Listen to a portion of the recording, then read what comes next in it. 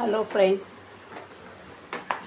मी आले रात्रीच्या शेवटच्या कामावरती आणि इथे मी आज बनवला आहे ढोकळा, खमण ढोकळा. चण्याच्या पिठाचा खमण ढोकळा. याच्यासाठी मी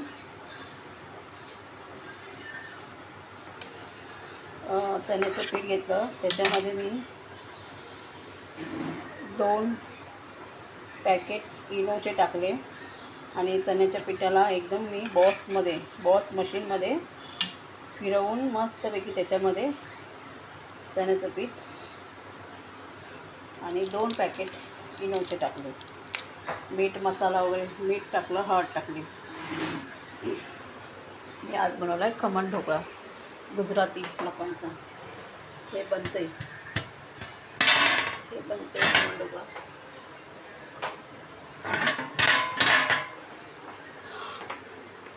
पिठाला बॉसमध्ये फिरवलं.